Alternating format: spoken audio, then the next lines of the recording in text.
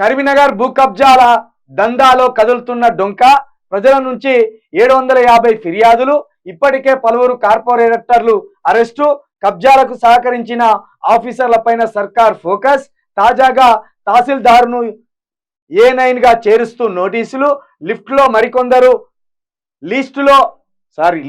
మరికొందరు police revenue ఆఫీసర్లు. మొత్తానికి అవినీతి ఎవడు చేసినా, అక్రమం ఏం చేసినా, వాడు ఆఫీసర్ అయినా, ఎమ్మెల్యే అయినా, మంత్రి అయినా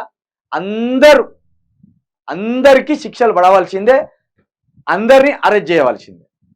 కాకపోతే వీళ్ళకు నచ్చిన వాళ్ళను మొన్న అక్కడ నల్గొండలో ఇది లాకప్ డెత్లో ఉన్న ఎస్ఐ సస్పెండ్ చేసి 15 రోజులకు కాంగ్రెస్ రాగానే మళ్ళీ వానికి పోస్టింగ్ ఇచ్చింది.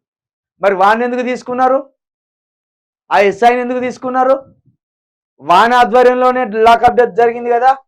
మరి అది విచారణ జరిగి వాడు చేసిండా, వాని పైనున్నోళ్ళు చేసిండా, వాని కింద ఉన్నోళ్ళు చేసిండా తెలియకముందే వానికి ఎందుకు పోస్టింగ్ ఇచ్చిండ్రు, ఎందుకు ప్రమోషన్ ఇచ్చిండ్రు?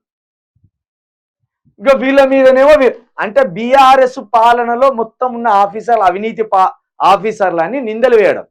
ఒకవేళ వీళ్ళు ఖచ్చితంగా అక్రమ అవినీతి చేస్తే ఖచ్చితంగా జైలేయాలి వీళ్ళు.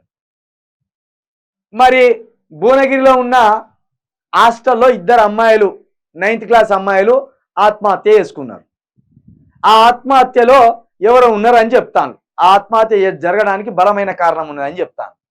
మరి అక్కడ విచారణ చేస్తానులా, అది ఎందుకు అట్లా పండబెట్టిండ్రు? ఇక్కడ ఒక మాజీ ఆర్మీ జవాన్ని అచ్చంపేటలో, అది కొల్లాపూర్లో చంపిపడేసింది. అక్కడ కృష్ణారావు ఉన్నాడు, అక్కడ జూపల్లి కృష్ణారావు. మరి ఆయన మీద, ఆయన నియోజకవర్గంలో ఎందుకు జరిగింది ఆ హత్య అని విచారణ చేసిండ్లా? చేయలే. ఇప్పుడు మొత్తం బీఆర్ఎస్ ప్రభుత్వంలో గతంలో ఉన్న ఆఫీసర్లు అందరి మీద వేస్తాను నిందలు. చూడండి.